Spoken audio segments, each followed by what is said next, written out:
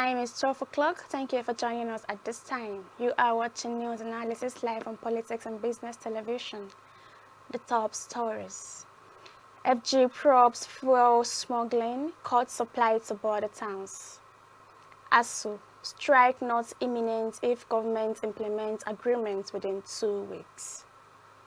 Ebonyi LP endorses Peter Obi as National Party leader. Details coming up shortly.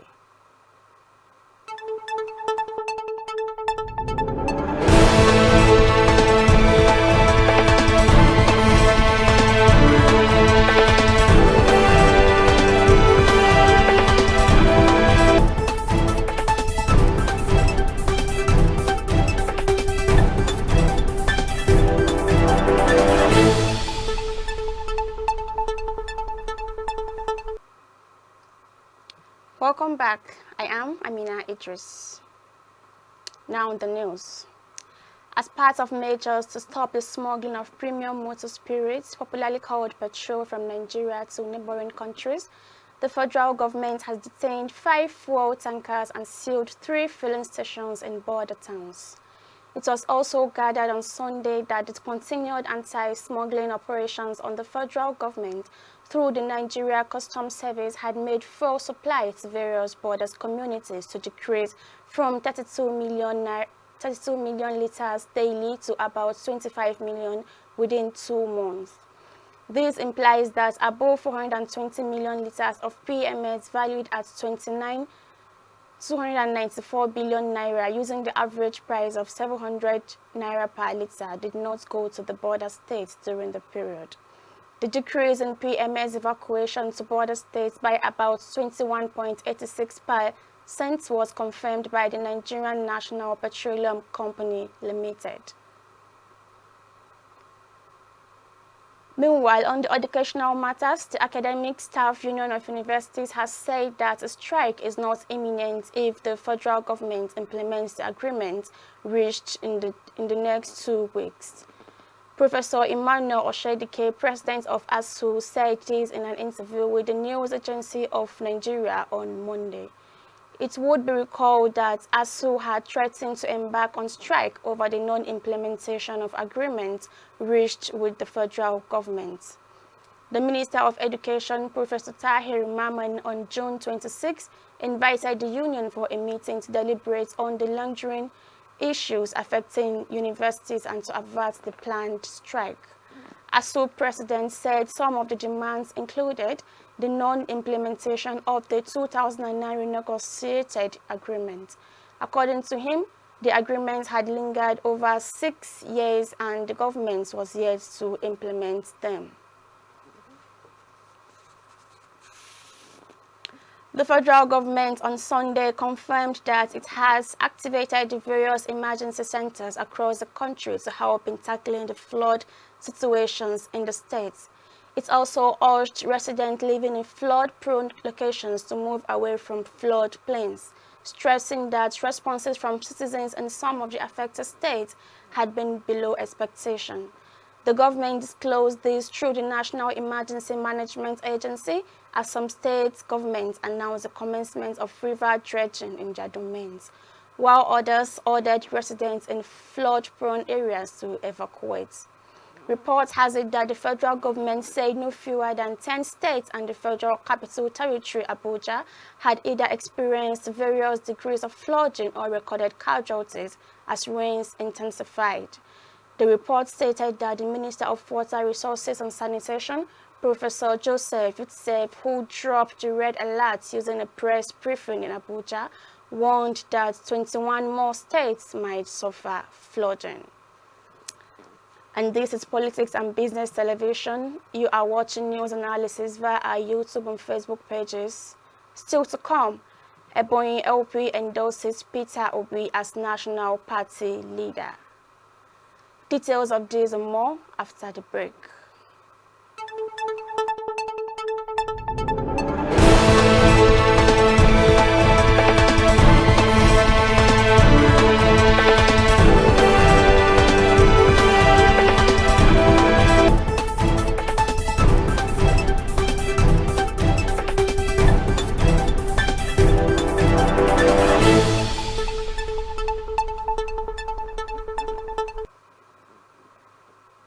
Welcome back. I am Amina Idris.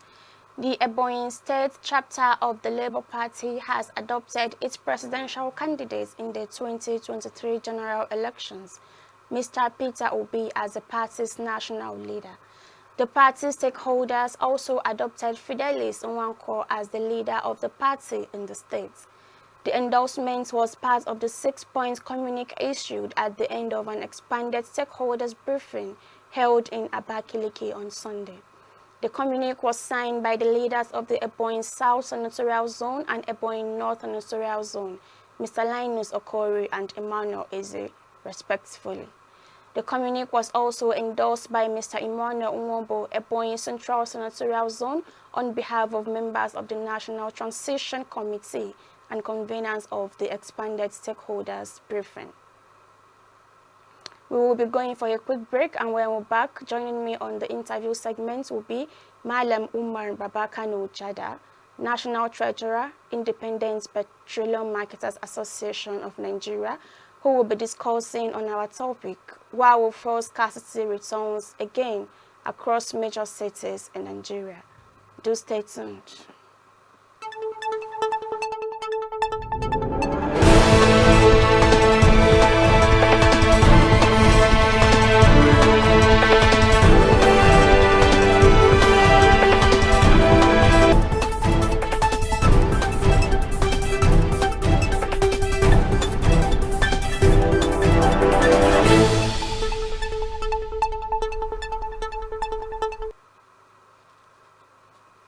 Welcome back. Long queues are sneaking back at petrol stations across Africa's biggest economy, raising fresh concerns about shortages as the Nigerian National Petroleum Company Limited, NNPC, struggles with a staggering $6 billion petrol payment backlog. Finding shows that NNPC owes around $6 billion to international traders for imported petrol, as traders said the state-owned company is taking more days to make payments instead of within 90 days. According to Reuters, NNPC's mounting debts, which include overdue payments exceeding $4 billion to $5 billion for January imports alone, as several international petrol suppliers have ceased participating in recent traders. NNPC will import via about 850 tons in July, two of the sources said, down from the typical 1 million tons in previous month. The above development means Nigerians are once again facing long queues and petrol scarcity across major cities in the states. Joining us live will be Malam Babakano Jada, the National Treasurer, Ipman. Good morning to you, sir. Good morning. How are you doing this morning, sir? I'm fine, alhamdulillah. Nice meeting you. Nice being online. So we are very glad to have you on our program today. How is the situation of the economy today? Alhamdulillah.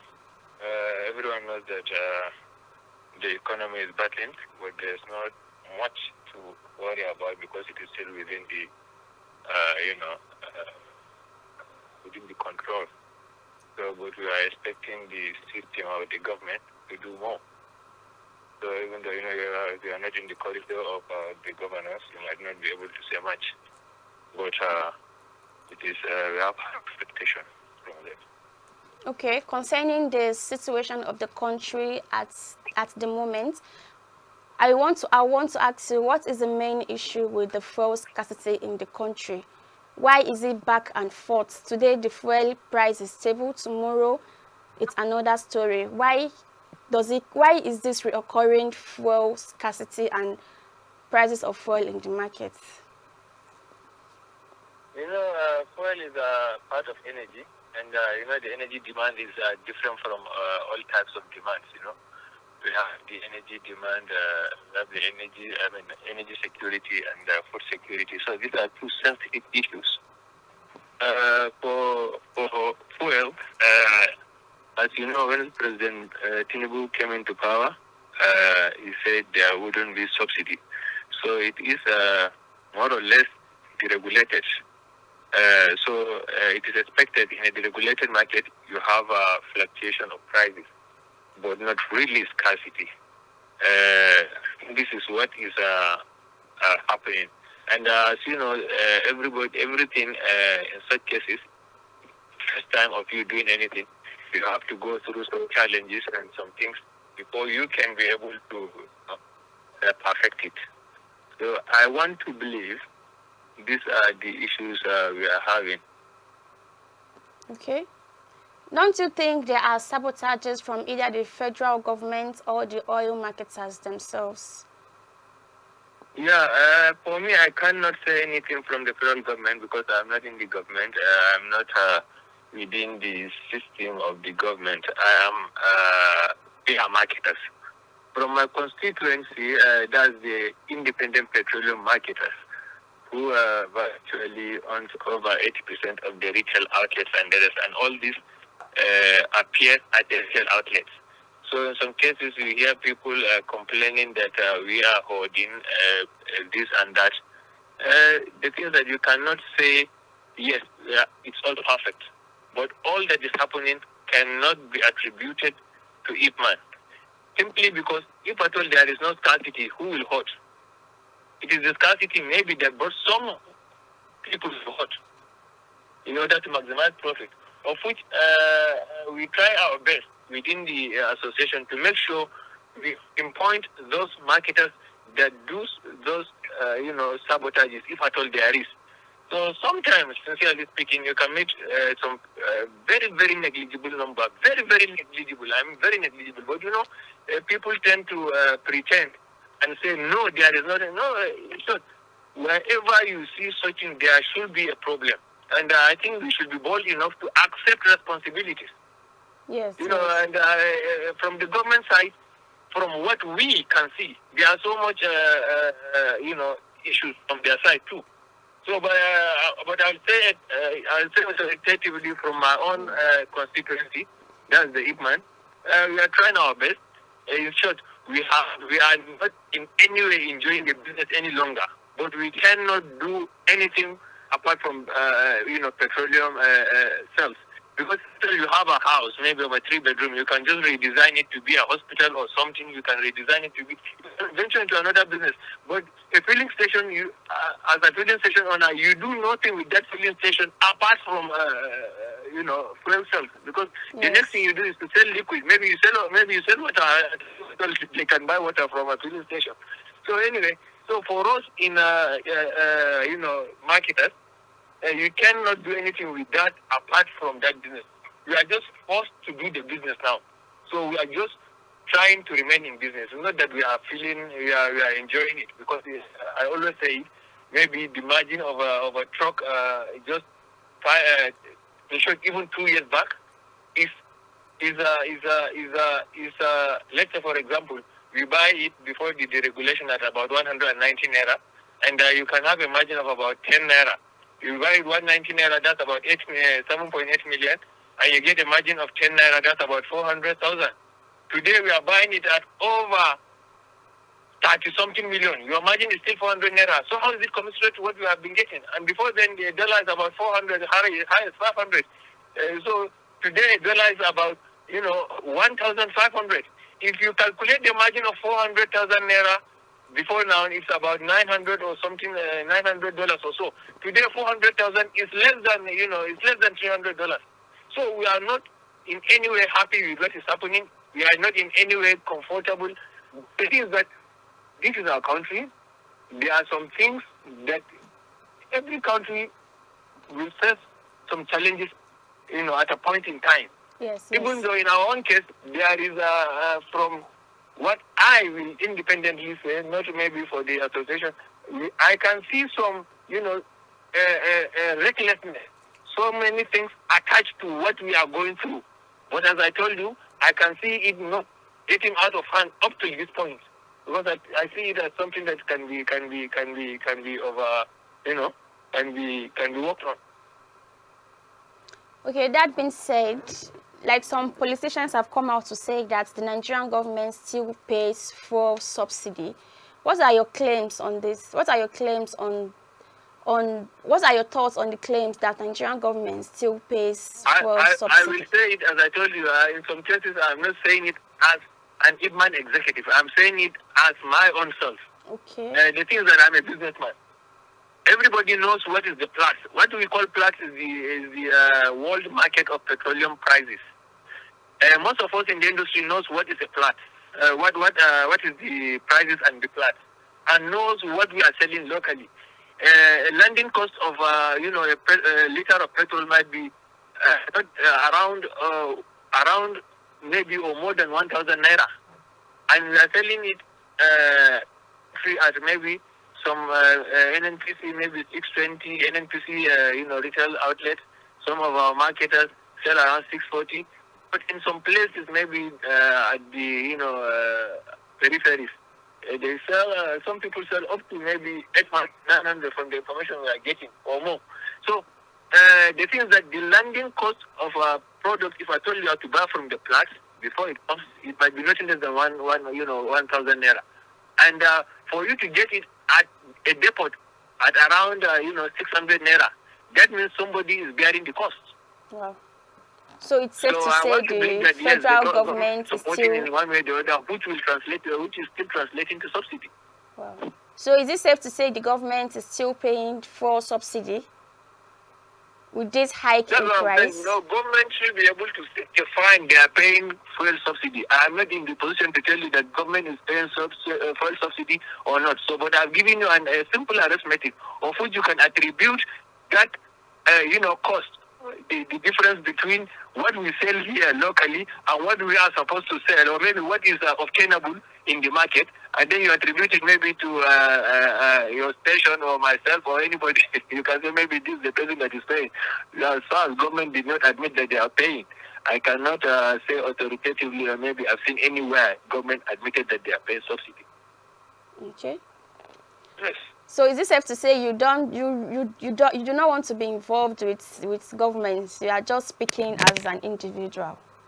No, I'm speaking as from the association, from my constituents, and as an individual, as you said, because IFMAN is an association of oil marketers with membership of over 30,000 and retail outlets of over 80,000.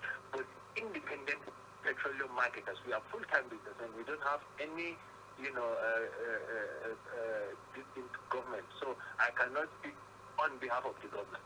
I only speak on behalf of our members.